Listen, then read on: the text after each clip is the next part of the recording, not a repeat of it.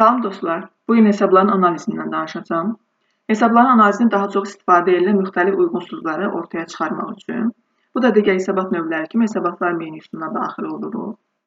İstənilən dövrü burada əllə də daxil edə bilərsiniz və yaxud da 3 nöqtə hissəsindən dövr olaraq da seçə bilərsiniz. Məndə hal-hazırda 2021-də daha bütün əməliyyatlar işlənilib. Digər dövrlərdə əməliyyat yoxdur. Ona görə 21-ci il üçün baxacağam. Birinci nümunə olaraq bank hesabı, hesablaşma hesabı üzərindən gedək və bu hesabat növünün necə işləməyinə baxaq. İlk öncə qurulma hissəsinə gəlirik və sub hesablar hissəsinə tıklayırıq ki, bütün hesabları, alt hesabları göstərsin. Əks halda yalnız bölmə olaraq göstərir. Bir nümunəyə baxaq bunu tıklamadan, necə bölmələr şəklində göstərir. Amma bizə bütün sub hesablar formasında lazımdır. Ona görə bu hissəni işarələyirik. Burada dövr ərzində hissəsi var. Biz illik müddəti vurmağımıza baxmayaraq, biz bu dövr ərzində həmin müddəti istənilən bir şəkildə görə də bilərik. Ay, həftələr üzrə və yaxud günlər üzrə. Onu da bu dövr ərzində hissəsindən seçirik. İllik dövrü vurduğumuza görə bizə yaxşıdır ki, aylar üzrə baxaq. Və bunu OK eləyirik. Və bütün hər ay üzrə bank hesabı ilə bağlı bütün əməliyyatları və müxabirləşmələri görə bilərik. Məsələn, bizə bu başqa hansı imkanları verir? Tutaq ki, burada 211.01 debitorlar var. Biz bu hesaba debitorların adını da daxil edə bilərik. Və yaxud da 721 hesabı və biz burada 3 manatın hansı xərci aid olduğunu görə bilərik. Bunun üçün də birinci gəlirik qurulma hissəsinə.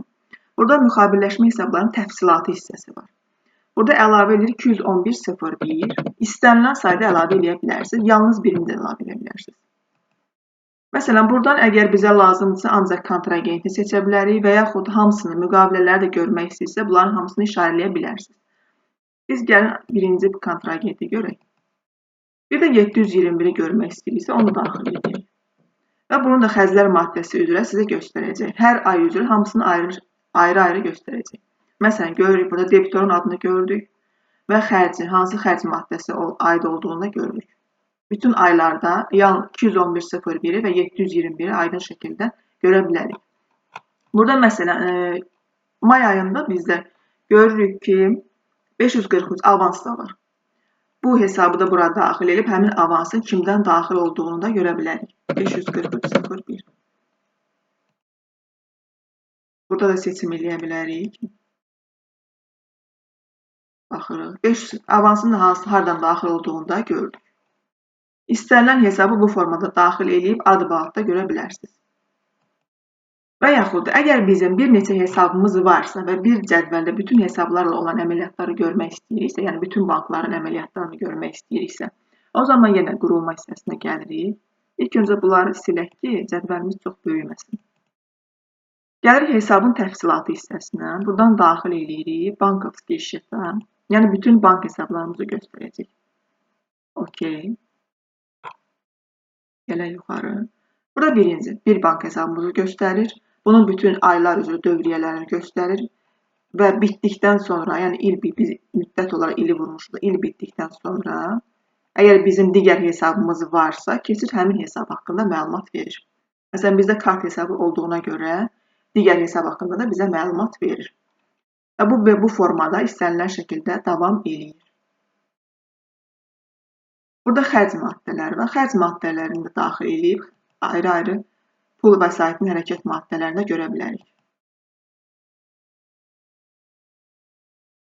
Hər pul vəsaiti hərəkət maddəsinə görə dövriyyəni ayırır. Məsələn, alıcılardan mədaxillər ay dövriyyəsini ayırır. Onlar bitdikdən sonra keçir digər pul vəsaitinin maddəsinə, bank xərcinə görə yenə dövriyyəni göstərir. Məsələn, biz 531.01 hesabına baxa bilərik, nümunə kimi. Tərtib edək. Burada nəyə görə bilərik? 531-dən biz xidmət almışıq, mal almışıq, yoxsa əsas vəsait əldə eləmişik, ƏDV ilə almışıq, yoxsa ƏDV-siz alışlar həyata keçirmişik, hansı hesablardan ödəniş olunur, bütün bunların hamısını görə bilərik. Eyni ilə digər hesablaşma hesabında olduğu kimi, burada da əlavə və funksiyalar var.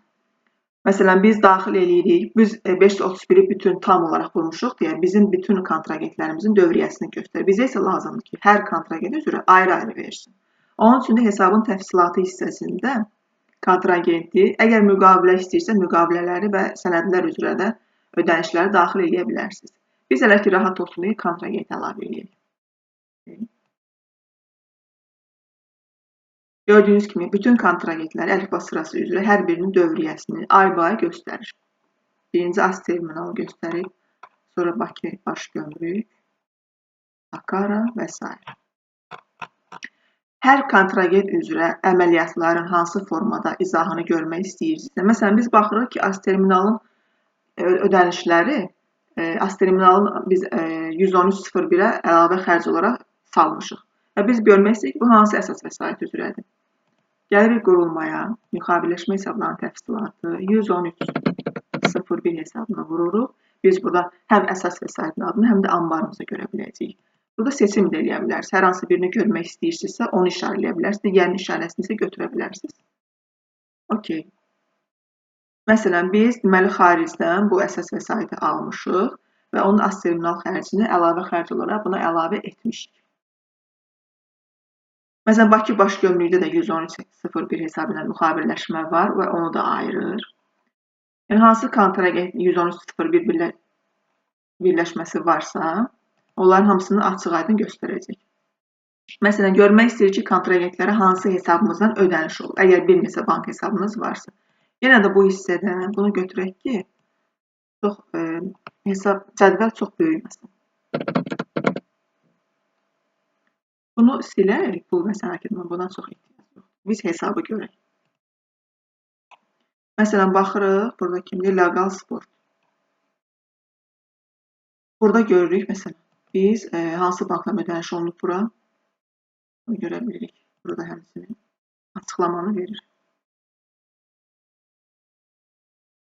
Yəni, hesabın adından da göründüyü kimi, hesabın analizi və bütün hesablar üzrə, hər hesab üzrə də kontragentlər, xərclər maddəsi, pul və hərəkət maddələri, bütün bank hesablarının üzrə sizə analiz verir və açıq məlumat göstərir. Əgər, məsələn, kontragentinizin yalnız bir kontragenti görmək istəyirsə, burada seçmə hissəsindən gəlib, hər hansı bir kontragent, yalnız onu seçə bilərsiniz. Məsələn, legalı biz baxdıq, gəlin ancaq onu seçək. Yalnız legalı görürük. Onun dövriyyəsini və hansı formada xidmətlər əldə etmişik, mallar əldə etmişik və hansı formada ödənişlər olub. Əgər siz əməliyyatı da görmək istəyirsinizsə, yəni içərisində daxil olub, orada hər hansı bir məlumata baxmaq istəyirsinizsə, o zaman hər hansı bir məbləğin üzərinə gəlib, bu şəkildə əməliyyata da giriş edə bilərsiniz.